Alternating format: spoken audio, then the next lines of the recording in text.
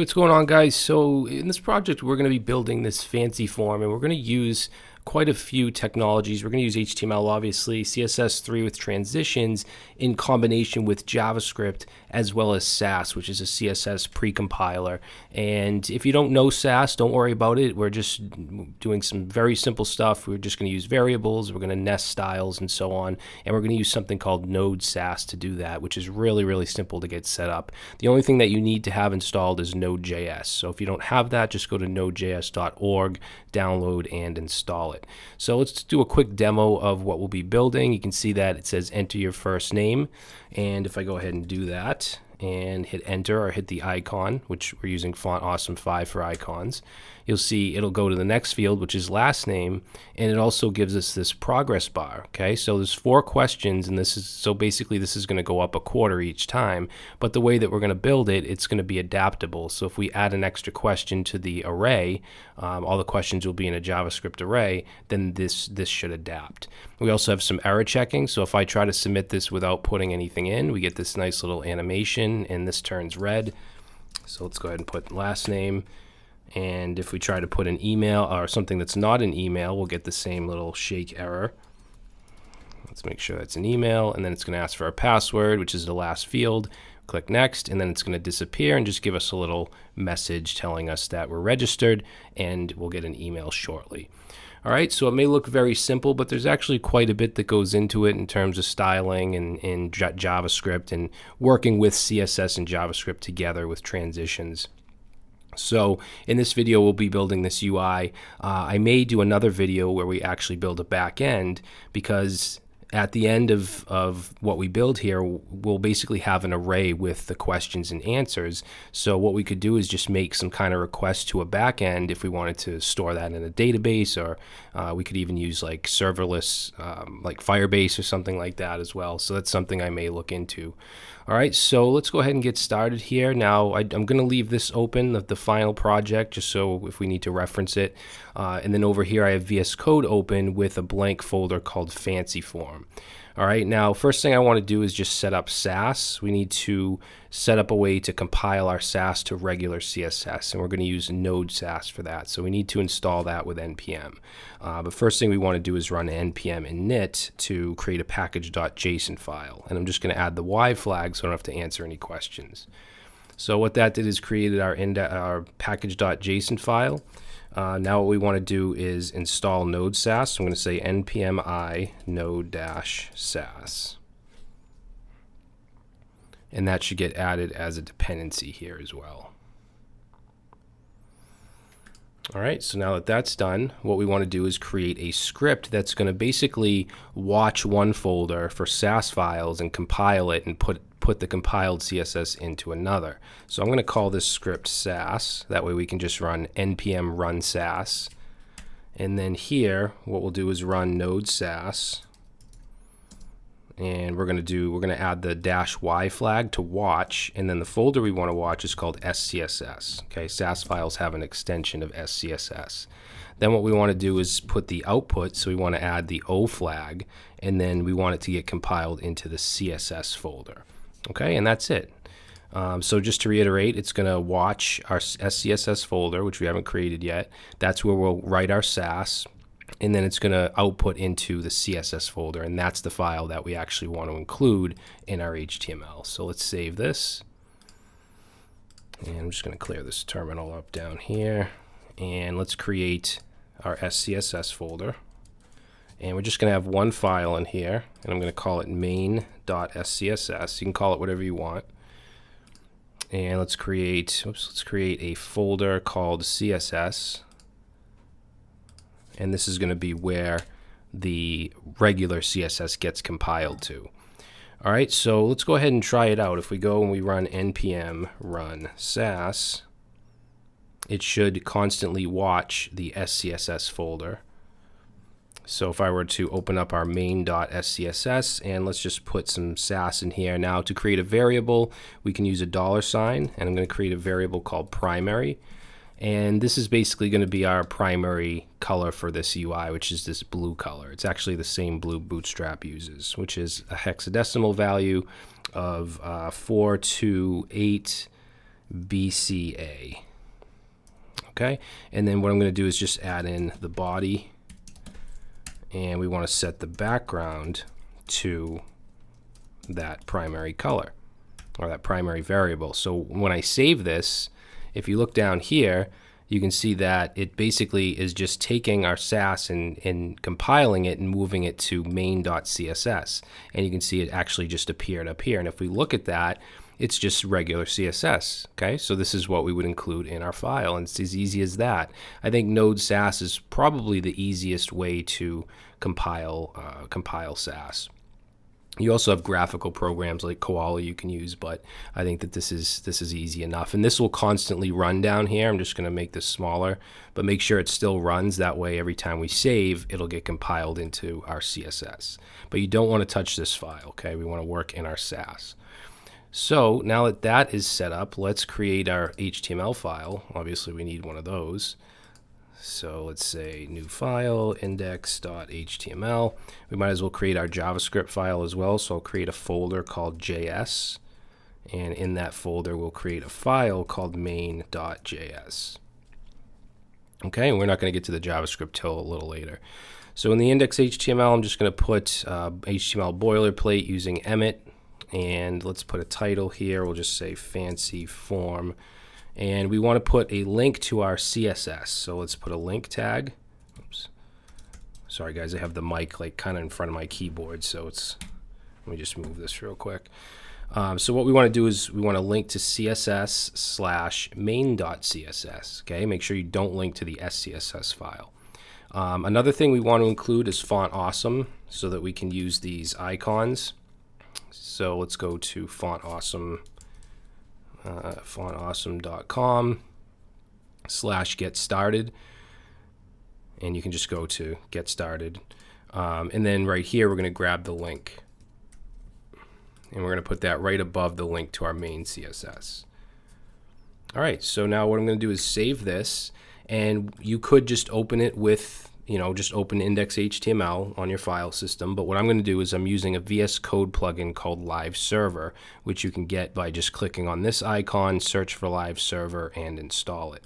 Okay, and then we can just right click or control click, and we can go open with Live Server, and there we go. And you can see that we have the blue background, so our Sass has been compiled and the CSS is being included.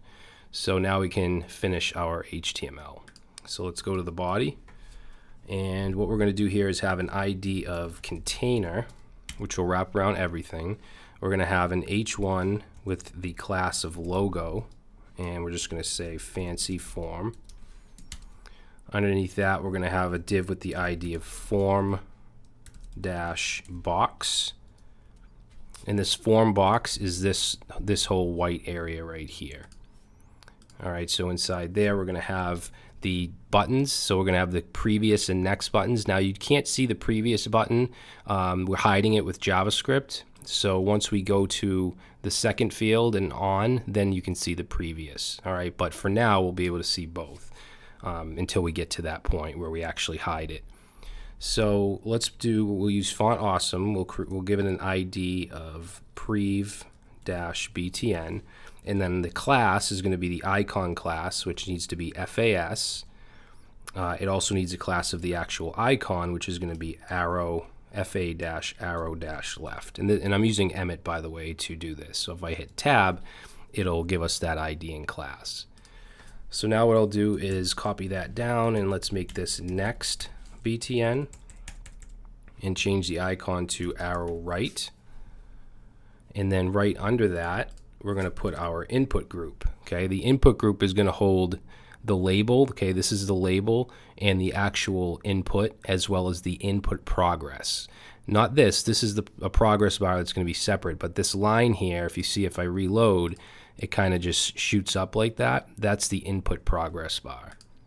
And we're going to add that effect by using CSS along with JavaScript. So let's create the input group. So it'll be an ID input group, and then we'll put the actual input, which will have an ID of input field. Now, basically, this is going to be a dynamic input. It's going to be the same input for each of these: first name, last name, email, password. The password, however, isn't going to have a type of text. So we're going to make this dynamic. We're actually going to add it through JavaScript. So I'm going to get rid of that. And then we want to make sure we add required to this to make sure that we have to put something in here. All right, underneath that, we'll have an ID of input-label.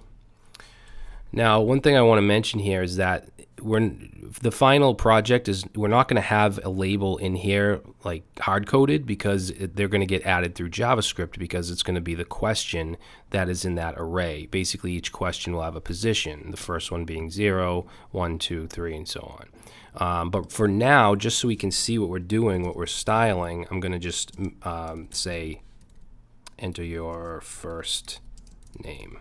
Okay, but we'll get rid of that later. And then underneath that, actually, you know what? I put a div here. This should be a label. Sorry, guys. So we want label. And underneath the label, we're going to have a div with the input progress, ID of input progress, which is that blue line. Okay, and then we want the progress bar, which is once we fill out a field, you'll see this right here. This is going to go outside of the input group. So right below that div, let's say progress bar. Okay, nothing goes in it either. And then the last thing, we just want to link our JavaScript. So we'll say script with the source of js/main.js. And that's it as far as our HTML. If we look at our form, it's going to look very ugly because we haven't added any CSS. So now we want to add our CSS in our Sass file. Now, a lot of this stuff I'm going to be actually pasting in, because I already tried doing this tutorial, typing all the CSS out, and it went over an hour before we even got halfway done with the JavaScript. So some things I will be pasting in. Now we are going to use different fonts. So we're going to use Roboto for the body, and then Pacifico cursive for this heading right here. So let's bring those fonts in from Google Fonts. We can do that by doing import, and we want to import URL. URL is going to be HTTPS, and it's going to be fonts.googleapis.com/CSS.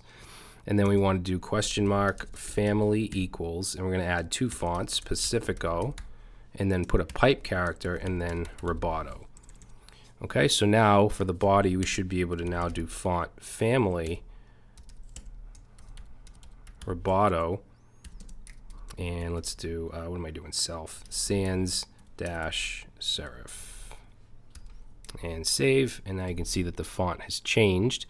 And I'm just going to add a margin 0 to the body as well. Okay, now for that h1 right there, it has a class of logo. So what I'm going to do is h1.logo. Did I put a space there? No. So h1 logo, we're going to set the color to white, and we're going to set the font family to Pacifico and cursive, like that. And then let's change the font size, and I'm going to do 4 rems, make it really big. And there we go. So let's see, next we'll do the container, which wraps around everything. So let's say ID container, and this I'm going to paste the styles in and just go over it real quick. So basically, and I'll save it, we're just setting the height to 100 viewport heights, which takes up the whole browser height-wise, no matter how big or small it is. We're displaying it as a flex box, but then we're saying we want the direction as a column, which is going to be vertical. If we didn't have this right here, and I save, it's gonna align that way. All right, so let's put that back to column. Now, justify content is going to align it vertically to the top, and then align items center is going to put everything in the center. Okay, so that's what's going on here. Next, we're going to do the form box. So let's say form-box. And then what I'll do is grab these styles. So if I go ahead and save, it'll look like this. Now we get a white background. We're positioning it relative because we'll have absolute positioned elements inside. It's a width of 600 pixels. And the border top right and left are going to be a little rounded, so the radius is 5 pixels. And then we have some box shadows. So we have actually 3 separate box shadows here. And then we add a transition of transform. And the reason for that is when we even when we get an error, you can see the shake. Even when we get it correct, it'll bounce down. Basically, we want to control that within the JavaScript. So we actually have to add a CSS transition. And just to kind of show you how this works, if I were to add a hover state in Sass, we can do &:hover. And we wanted to do transform because that's the transition property. And let's say translate, which basically just moves it on its X and Y axis. We're going to say 0 pixels on the X and 10 on the Y. So if I save that and we go to our version and we hover over it, you'll see that it gets pushed down 10 pixels. All right, now I'm not going to keep this. I just want to kind of show you how this works. Since we set the transition, then the transition is going to go 10 pixels down. And that's what's going to happen when we fill out a field. And it's actually correct. You can see how it bounced down. All right, so we'll do that through JavaScript. I'll leave this here, but we don't need it, so I'm going to just comment it out. All right, so we're also going to have a class of close. When we finish our form, you see how this closes up like that? It's basically getting a class of close added to the form box. So we want to add some styling for that. So we're going to say id form box dot close. And we basically just want the thing to disappear. Okay, so we're going to paste this in. We're setting the width to 0, the padding to 0, overflow to hidden, transition, because we saw how it kind of shrunk up. We had that little animation, so we want the transition for that. And then the box shadow we want to set to just nothing, or else we'll just have like a box shadow in the middle of nowhere. So we want to make sure we get rid of that as well. All right, now if I save this, we're not going to see any difference here because there is no close class. That's something we're going to apply through JavaScript. Although I can show you if we were to add it to form box, class equals close, and save, it's going to just disappear. Okay, but we don't want that now. All right, so let's see. The next thing we want to do is the buttons, the next and the previous button. So let's have an ID of next btn. And I'm going to just grab these styles. And if I save this, now we positioned it absolute so that we can move it around. It's from the right 20 pixels. So we're looking at this from the right 20 pixels, from the bottom up 10 pixels. Font size is 40. The color is primary. Float to the right, cursor pointer, z-index 2, just to make sure it's going to be on top. Now, I want to add a hover of a lighter blue. So what I'm going to do is I'm going to go down here and I'm going to say &:hover, and let's say color, and we're going to set this to a variable called secondary, okay, which we have to create up here. So for secondary, instead of assigning it just an actual color, what I'm going to do is use Sass's lighten function. So we can say lighten or darken, which takes in a color and then a percentage, and it'll actually lighten or darken it by that percentage. So I'm going to pass in primary, and we're going to say we want to lighten it by 30%. So if I save that, and now we hover over the arrow, you can see that it lightens by 30%. If you guys can hear that drilling and stuff next door, I apologize. They're still working on that apartment, and it's really aggravating. So to continue on here, let's do the previous button, which is different. If we look at the final project, we can't see it on the first field, so let's go to the next. You'll see that it's smaller and it's located up here. It's gray, so we have some different styling for the previous button. But let's put in prev-btn, and I'm going to grab those styles and paste that in.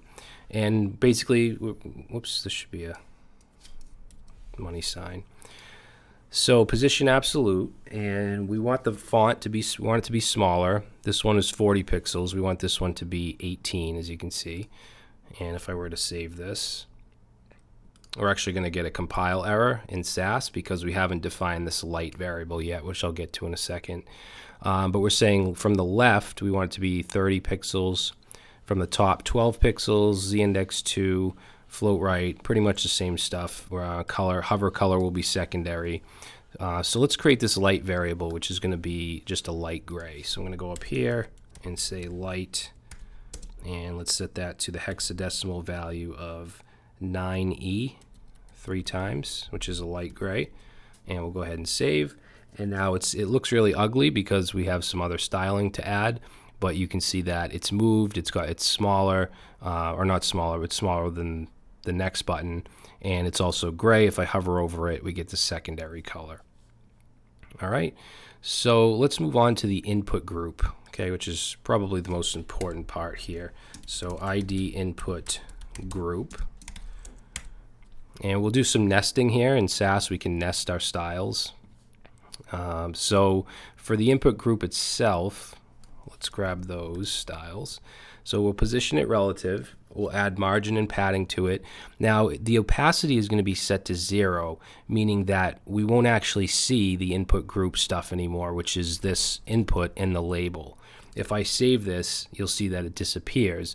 Now, this is what we want in the end, because you can see when we load our form, it kind of fades in. We're going to bring it in using JavaScript. So we'll change this to a 1 in JavaScript, but for now, just so we can actually see what we're doing, we're going to set it to a 1, but it will be set back to a 0. So now we can actually see what we're doing. Now we want to style just this input right now, so we can nest that in here. So what this means, if you're not familiar with Sass, is this will be any input that's within this element. So it's basically the same as saying input group input, like that, which is a really nice feature of Sass because you can kind of structure your CSS like your HTML. So let me grab that styling real quick and save it. So what we did here is positioned it relative. The width is 100%. We took away the border. I don't want any border. The font size is 20 pixels. Font weight's bold. We got rid of the outline. Transparent background. No box shadow. And actually this font family, we're not going to keep that. Let's get rid of that. I want to keep the Roboto font. So basically we have our label right here. I'm sorry, we have our label right here, and we have whatever we type right here. So let's work on the label. So we want to nest this within here because the input label is within the input group. So let's say input dash label. And let's go ahead and add that stuff. So position it absolute. Pointer events we're going to set to none. And then let me just save it to show you what it looks like. So from the top, 32 pixels. From the left, 20 pixels. We made it bold, font size 20, and we added a transition. All right, now basically what we want to happen, because right now if I type in here, the value is in the same spot as the label. What we want to happen is when I start typing, I want the label to move up.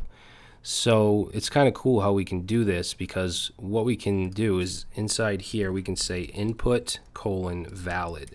So this means when the input's valid, then we want to style. So we want to say plus, and then we want to style the label differently if it's valid.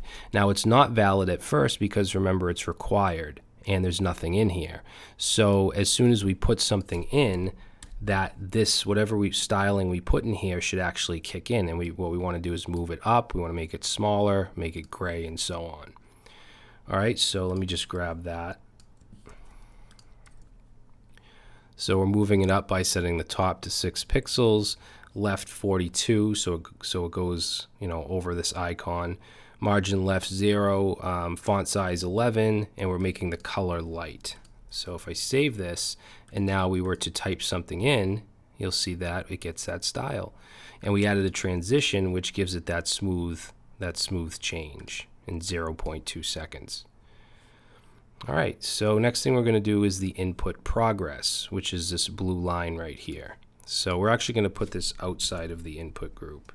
So let's do input dash progress. And I can just type this in. So we're going to say border bottom. It's going to be 3 pixels, solid, and it's going to be the primary variable color. All right, now the width is actually going to be set to 0, and I'll talk about this in a second. And then we want to transition on the width. We'll say 0.6 seconds, and we'll give it ease in out. Okay, now if I save this, we're not going to see anything because the width is set to 0. And the reason for this is because we want JavaScript to change the width to 100%, but we want it to do it, through JavaScript. So we get that effect right there. If I were to set this width to 100% and save, then we're going to see it, but we're not going to get that shooting up animation. All right, so we do actually want to set that to 0 for now. All right, and then we want to work on the progress bar. So this right here, the actual form progress bar. So we'll go down here. And for this, we're going to say position, not relative, absolute. What the heck? Absolute. And we're going to set the background to the secondary color. All right, and we're going to set the height to, I'm actually going to set it to 10 pixels, but I want to put this in a variable so it's easily changeable. So we'll say progress height, and then let's go up top, and we'll add that as a variable. So we'll say progress height and set it to 10 pixels. Okay, and then let's see, I'm just going to grab the rest, which is we want to set the width to 0 by default and just add a transition on the width. So same idea.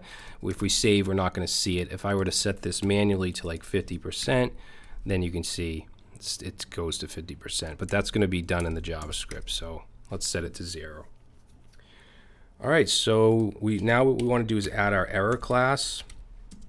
Now error obviously will be put in by JavaScript dynamically. That's if something goes wrong, then we want to basically set the input progress and the icon to red.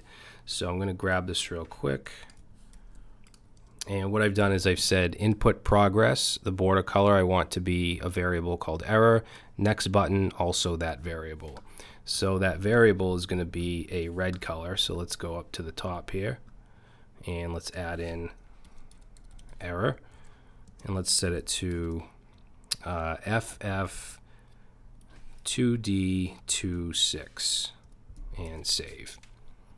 Okay, so we're not going to see any difference here because there is no error class. We're going to add that through JavaScript.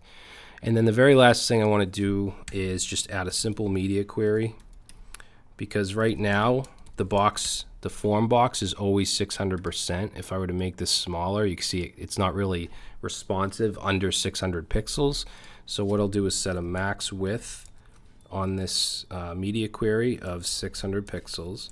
And then I'm just going to set the form box, and I want to set the width to just 80% and save. And now you can see it's much more responsive. Once we get under 600 pixels, it'll just kind of be flexible. All right, so I think that's it, guys, for the CSS. So now we can move on to the JavaScript. Now, before we do that, there's just two things I want to change. One is the form box.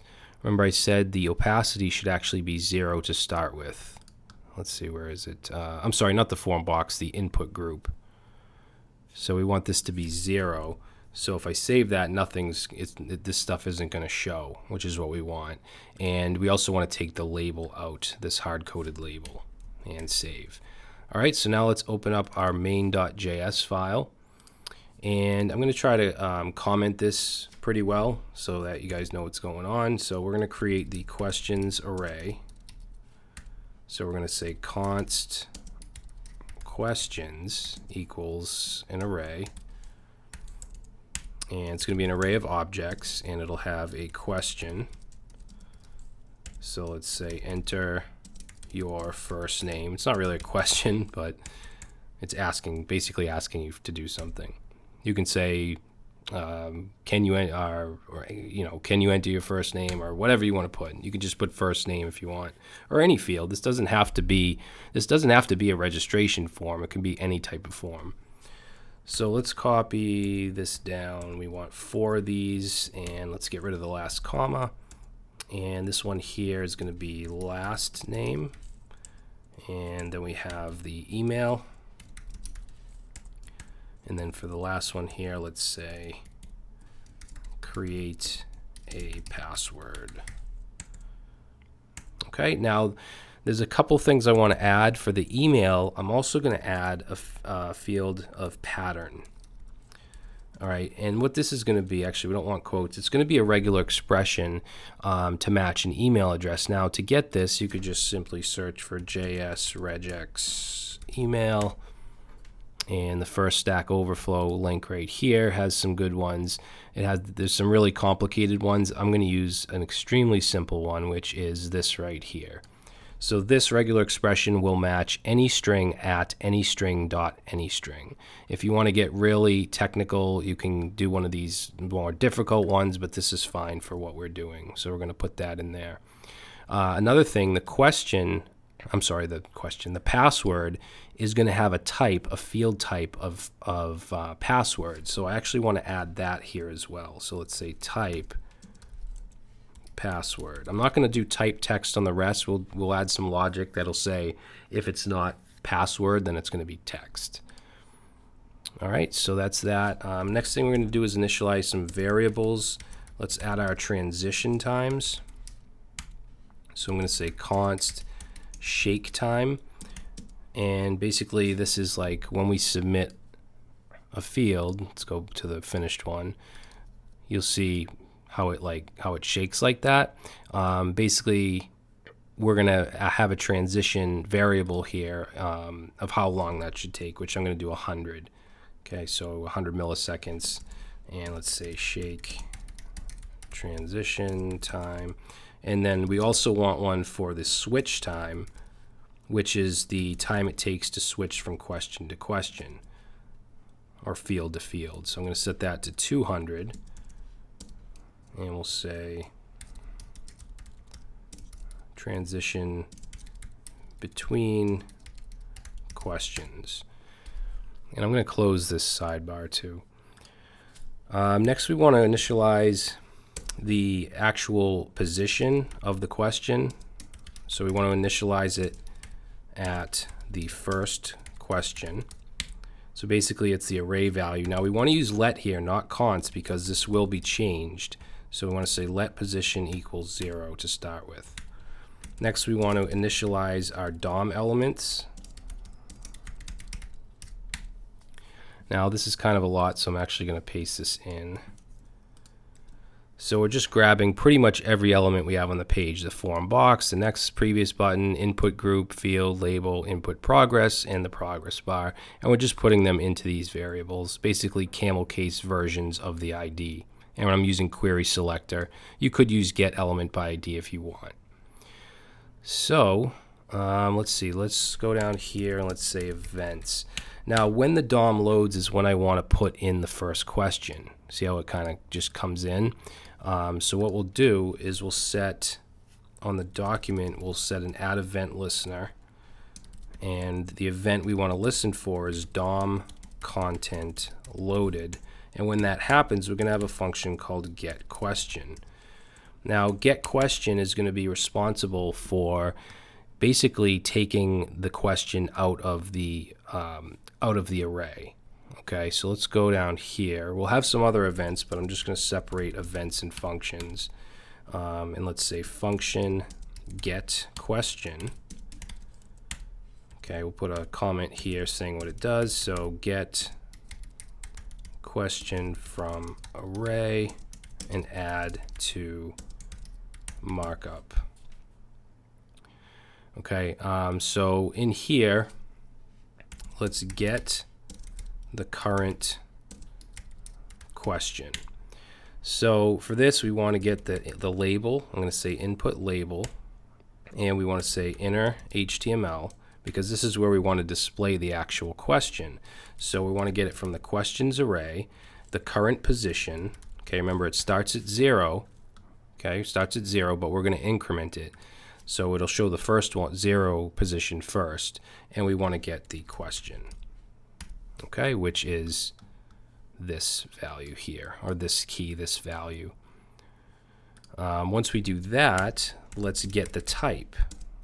So get current type, because remember there is a password. So what we can do here is we want the type to be on the field, right? So let's do field.type, and let's set it to questions, position, so whatever the current question is, and then type. And then basically what we're going to do, wait, did I do this right? Yeah, question type. We'll set it to the type, but if it doesn't have a type, then we want the type to be text. Okay, because there's only one that actually has a type, which is password. If it doesn't, then these will all be text. Okay, next thing we want to do is get the current answer, which is either going to be whatever we type in or nothing. Okay, and whatever we type in is going to get put into this array inside the object, and it's going to be called answer, like that. So whatever we put in the answer. So let's go and let's say input field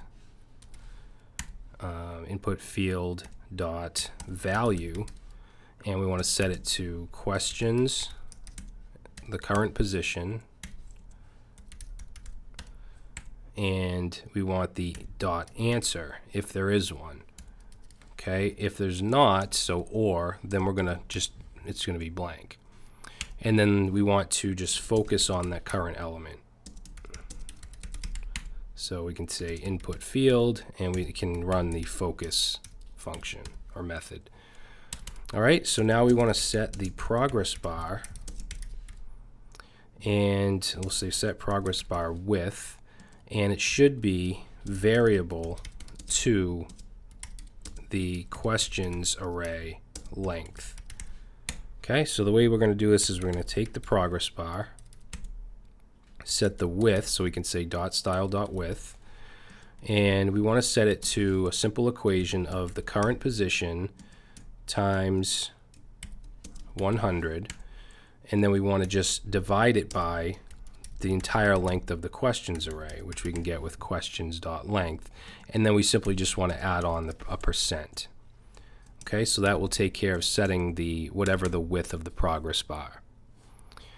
Then what we want to do is we want to decide if this icon right here should be an arrow or a user icon, because if it's the first question, it should be this user icon. If it's any other question, it should be this the previous button. So let's say add user icon or back arrow depending on question. So we can take the previous button and add the class name, and what I'm going to do is set a ternary operator. So we're going to look at the position. So if there's a position, so basically we're going to say if this is not 0. Okay, so if it's not 0, then this is basically true, it's truthy. Then we're going to say we want the arrow. So FAS is the class, and then we want FA dash arrow dash left. Okay, else, so we're going to put a colon for else, then we want the user icon, so FAS FA dash user. All right, so that will change the icon depending on if this is 0 or not, so if it's the first question or not. Now, if I go to our version and I save, you'll see the user icon, but we still don't see the question. The reason for that is because we haven't yet set the opacity of input group to 1 from 0. I'm actually going to do that in a separate function called show question, because I think that these are different. Get question basically structures everything. Show question is just going to display it on the page. So let's say display question to user. So this is going to be a very simple function. So show question. And what we're going to do is take the input group. Remember, that's what has the opacity of 0. And we're going to set the style and then the opacity equal to 1. Okay. We also want to set the input progress dot style dot transition to nothing, and then set the input progress style width to 100%. And this is where when it shoots up, that animation, where that comes in. So let's save, and there we go. So it changes the opacity to 1 so we can see it, and then it sets the input progress to 100% using the transition. Okay, remember we added the, we added a transition on the width, and it should take 0.6 seconds, which it does. Okay, so let's see. Next thing we want to do is let's create the hide question, because once we fill out a question, we're going to want to hide the current one and then show the next one. Basically, call get question again. So we might as well take care of hiding the question.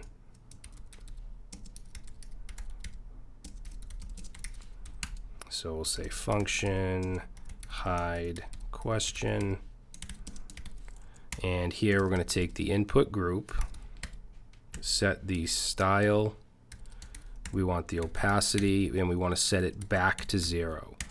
Okay, we want the label, so input label dot style, and we want to say margin left, and we want to set that to 0.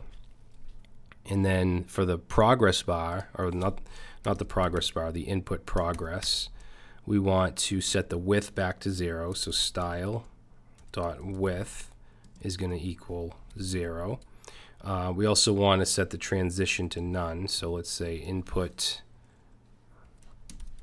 progress dot style dot transition, set that to none. And we want to get rid of the input group's border, or set it to null. So we'll say input group dot style dot border set to null. Okay. All right. So let's see. Next thing we want to do is probably take care of the click event for the next button. All right. So let's do that. We'll go up to where we have our events,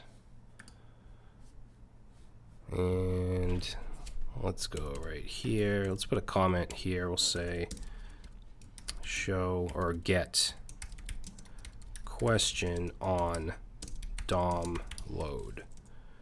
Okay, now we want to add an event. We want to do the next button. Sorry if you can hear that banging. So next button click. So we want to take next btn dot click. What are we using? jQuery. Add event listener. Click. And then we want to call validate, because we have some validation we need to do before moving on. So let's create the validate function. So we'll go down here and say validate field. So function validate. Oh, guys, let me just shut this door real quick. All right, so, oh man, my foot's asleep. Ow. So what we want to do is make sure that it's not empty, and make sure the pattern matches if it has a pattern, okay, which the email does. So let's put a comment. We'll say make sure pattern matches if there is one. So to do this, we're going to do an if, and we're going to say if not input field, and we want the value of the field.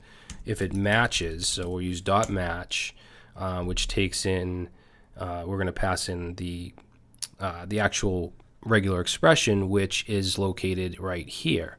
Okay, so let's do that. Let's pass in questions. So the questions array, the current position, and we want the pattern value. Okay, or then we're just going to put in this regular expression, which is going to be dot plus like that.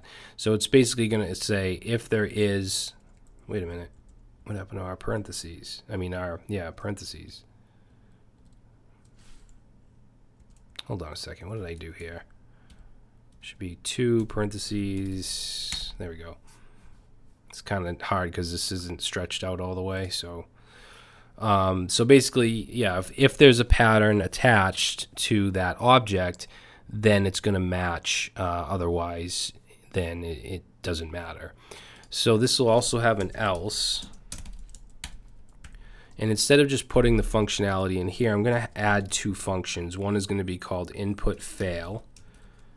Okay, so if this doesn't match a pattern that is there, then it's going to input fail. Else, then we're going to do input pass. Okay, so down here, let's say field input. We'll do fail. So function input fail.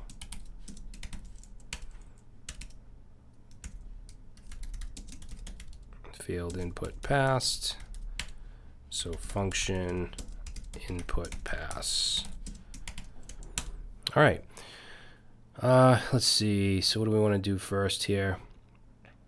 Let's do the fail. But what's going to happen here is we need to basically, I want that motion to happen. So that motion there, which we need to call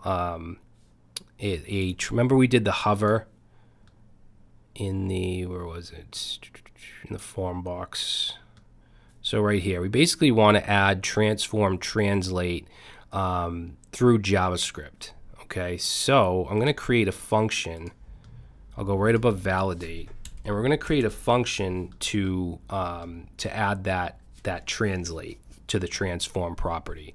So let's say transform to create shake motion.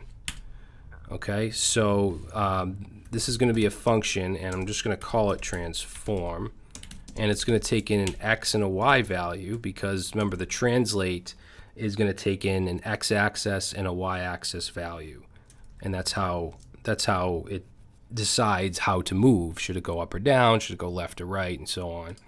And then what we'll do here is we're going to take the form box element, take the style, and then we want the transform property, and we want to set that to our translate, and then pass in the dynamic variables here.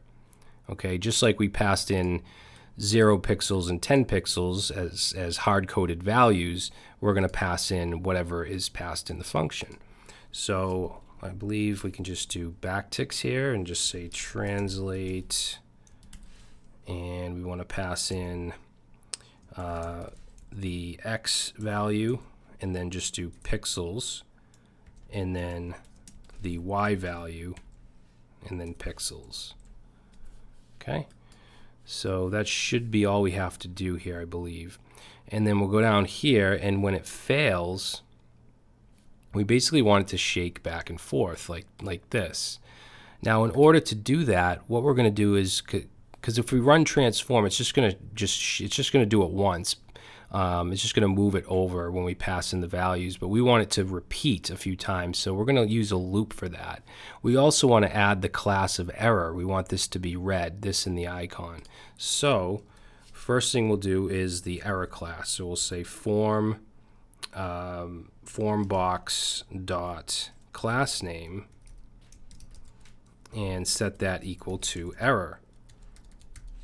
Okay, now remember in our styling, we have down here an error class, and the input progress should be set to that red color. The border should be set to red, and then the next button should be set, the color should be set to red if error class is attached to form box, which we're doing here. So I'm going to save this, and then you'll see that when we click the arrow, it turns red. Now we don't have the shake motion yet. We have to do that next. So let's see, what we want to do now is, let's say, repeat. Let's say, yeah, we'll do repeat shake motion. And we're using a for loop. We're going to set I to number of shakes. Okay, so let's do a basic for loop here.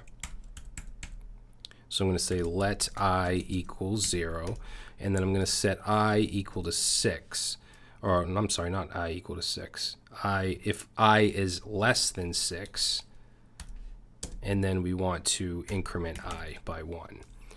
All right, now I want it to shake 3 times. If we look at the final project, you'll see it goes 1, 2, 3. Okay, it goes forwards and backwards 6 times, but it only goes hits one side 3 times. But we need to account for forwards and backwards, so we're doing 6. If you wanted to do more or less, you could change that number.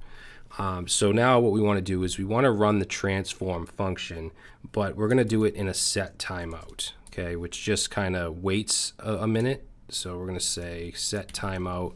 We're going to pass in transform, and for the time of this, we're going to say shake time, which we defined above. We want to multiply that by I, and then for this next parameter, we want to add, we're going to put some parentheses, and we basically want to do another set of parentheses and do I modulus 2. Okay, so we'll get the remainder, and then let's times 2, and then take away 1. And let's go ahead and times that by 20, and then the last parameter will be 0. Okay, so this is just going to calculate it how we need to in order for this to work. Now, to go back, let's actually see. Wait, that's the original.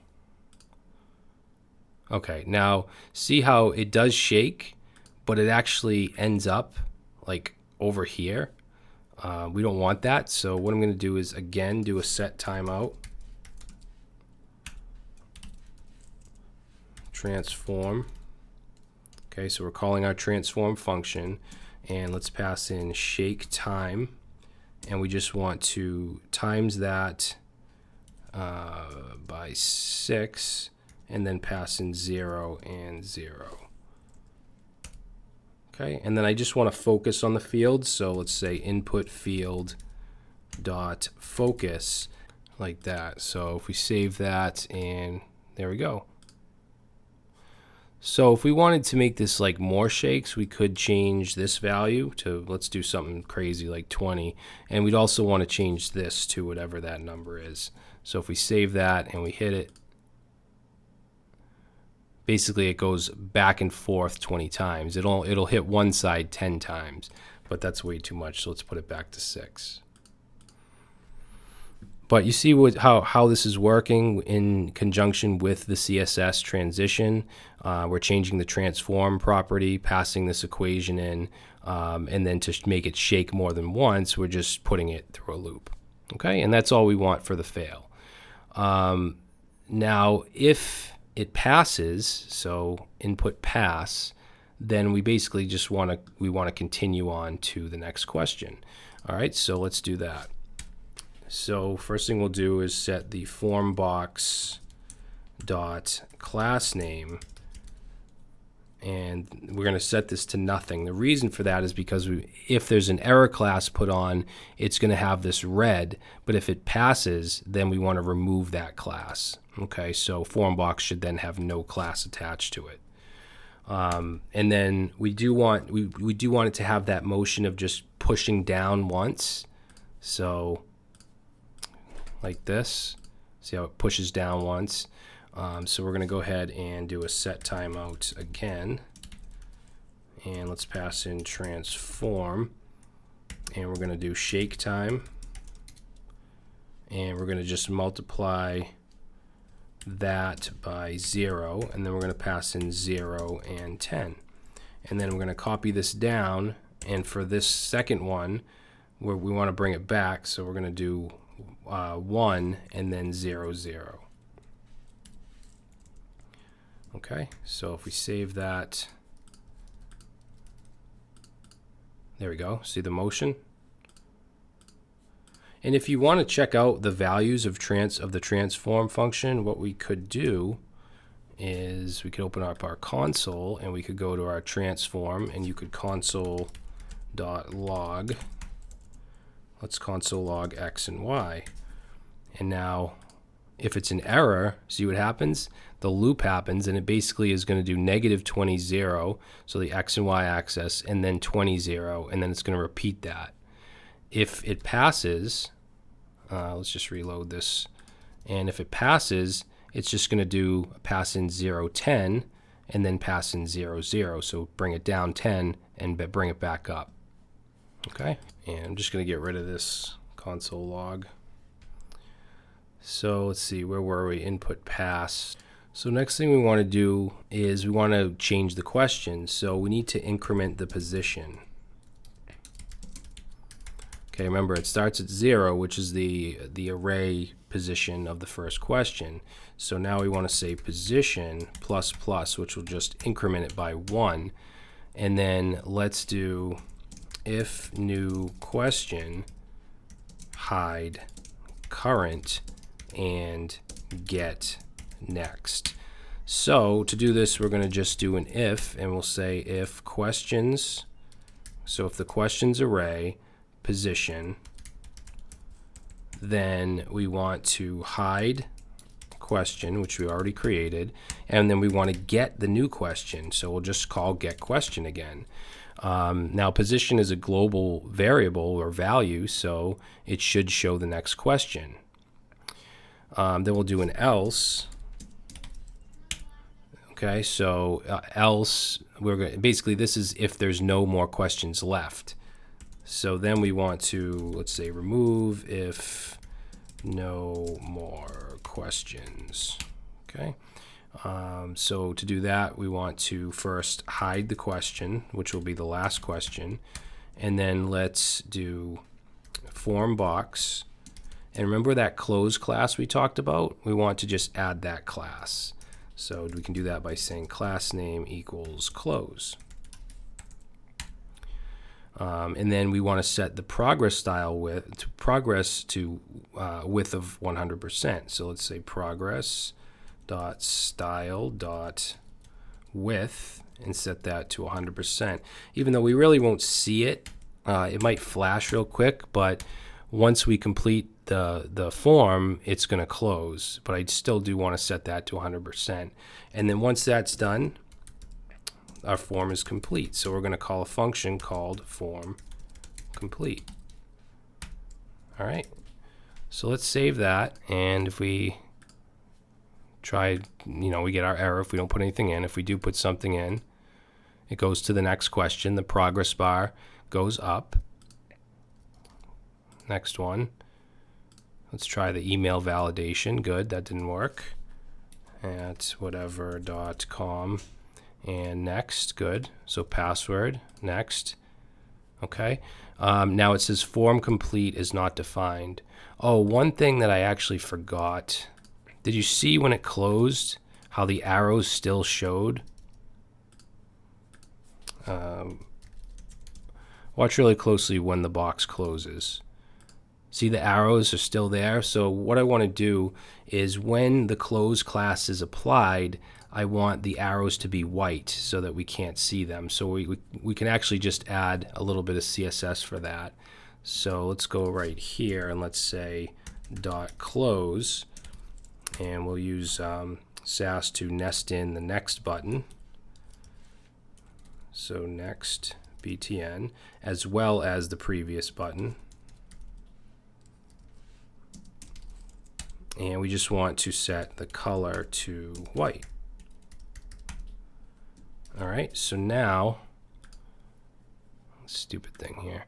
So now once the box starts to close, we shouldn't see the arrows anymore.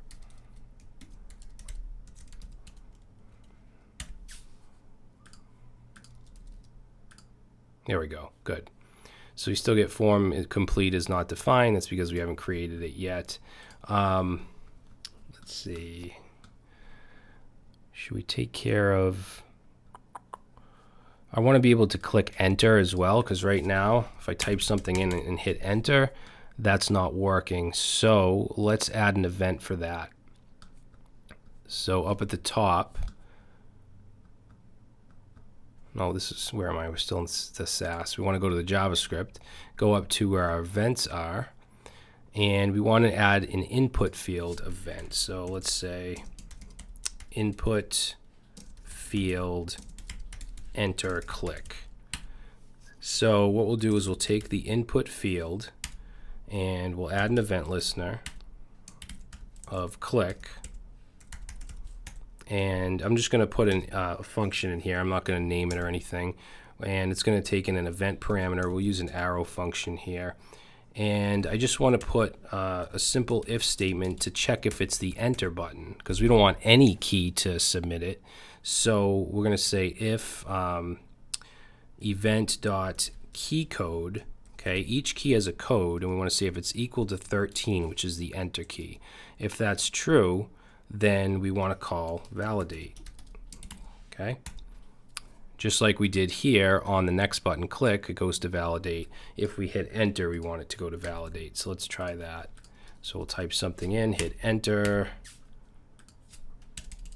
Let's see, why is that not working? Oh, I put click. It's not click, it's key up. We want to do it on a key up event. All right, so if I type something in, enter, there we go, it goes to the next field. Good. So I think the last thing we have to do is just create the form complete. So we want that effect where the H1 comes in. So let's go down to the very bottom. So we'll say all fields complete, and we want to show H1 end. Now we're going to just basically bring in an H1 with the class of end, and I don't think we did the CSS for that. So let's go up here. Let's go right under the H1 logo and do H1.end. Okay, and I'm just going to grab the styling for this. So we're just going to position it relative, color will be white, opacity is 0 by default because we don't want anything to show by default. We're going to transition it in JavaScript. So let's save, and then let's go to our JavaScript and let's create our function. Form complete. Okay, so we're going to create a variable called H1. Now, there's no H1 end in the document, in the DOM. We have to create it. So we're going to use document.createElement. And if you're interested in this kind of stuff, dealing with the DOM with vanilla JavaScript, I'd suggest my Modern JavaScript from the Beginning course on Udemy. We get all into this, how to add things, how to traverse the DOM, remove things, replace things, all that kind of stuff. So then we'll take that H1 and let's add a class to it by saying add class, and we're going to add the class of end. Okay, then what we want to do is call append child, and we want to pass in, we basically want to create the text. So we do that by saying document.createTextNode. Okay, so the text node, we're going to just put in some backticks here, and we'll say thanks, and we want to put the user's name. Now remember, the user's name will be in the first question's answer, so we can say question 0, so the first question, and it will be in the answer value. So we'll say thanks, whatever, thanks Brad, and we'll say you are registered and will get an email shortly. Okay, but you guys can change it up if you want. And then let's see, so append child, we put that inside of append child. Then what we want to do is fade, we want that to fade in. So I'm going to put a set timeout right here. And set timeout takes in a function, so I'm going to just use an arrow function, and we're going to say form box, and we want to get the parent element. So parent element, and then we want to append the child, and it'll be that h1 element. Okay, then we're going to do another set timeout to basically fade it in. So set timeout, and let's see, we're going to put in an arrow function here, and we're just going to take the h1 and say dot style dot opacity and set it equal to 1, because remember it's 0 by default. Now set timeout takes in a function and then a time. The first one, so let's see, the first one, which ends here, is going to have a time of 50. And then this one here, this set timeout, the second parameter, I'm sorry, this one is going to be 50. Whoops, what'd I do? The second one is going to be 1,000, which is 1 second. And then this one here will be 50. All right. So I think that should work. And the reason that this changed formatting is because I have the prettier extension installed, so it kind of makes things, look a little better, which can get aggravating sometimes, because sometimes it does what I want it a certain way and it changes it, but for the most part it's a really nice extension. So if you want to look into prettier for VS Code.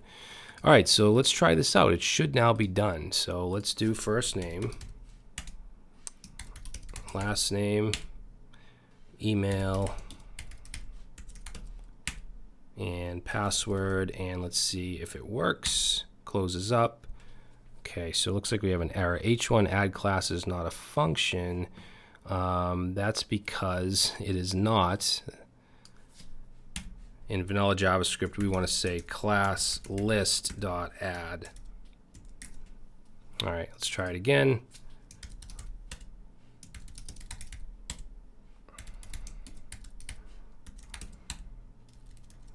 Closes up. Wait, what is going on here? Question is not defined. Question is not defined. 136. Yes, that's right, because this is questions. Let's try it again. Hopefully this time works.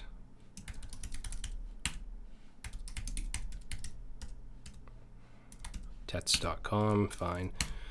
All right, there we go. So the H1 end fades in nicely, but it says thanks undefined, and that's because I don't know why. Oh, you know what? We forgot. Probably the most important part of this is to actually store our answers. So when input pass runs, each time we submit a field and input pass runs, we want to store answer in array.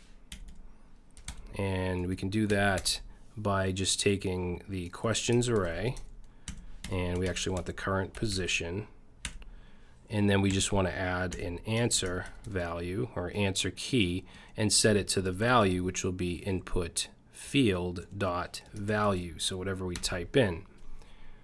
Okay, I don't know why I forgot that. That's probably the most important part, because otherwise we're just going through the motions. We're not actually getting the answer. And then what I'm going to do is I'm going to go down to the form complete just so we can see the final array after everything. So once it completes, we'll console log the questions array.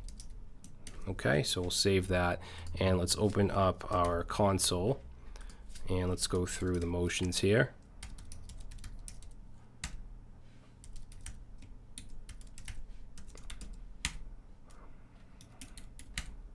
Okay, so we get thanks Brad, good, so it is reading that, and then down here you'll see we have an array with 4 values. If we look at the first object, it has the question, and now it also has the answer. Second one, or I should say it's the second one, but it's the one index. The third question, there's the answer, and the fourth, there's the answer. All right, so now what you could do, and what we will probably do in a different video, is take the answers from this array and then push it to a back end. So maybe we can create a back end with Node, or maybe we can push to Firebase or something like that. I'll figure something out. But this gives you a nice little UI to work with. And I know this was a really long video for something you'd think it would be really simple, but for all the little details, like the little animations and all that stuff, adding and removing classes, dealing with transitions, constructing the questions and inputting them into the label. So there's a lot that goes into this little thing. So hopefully you guys enjoyed it and you learned something from it.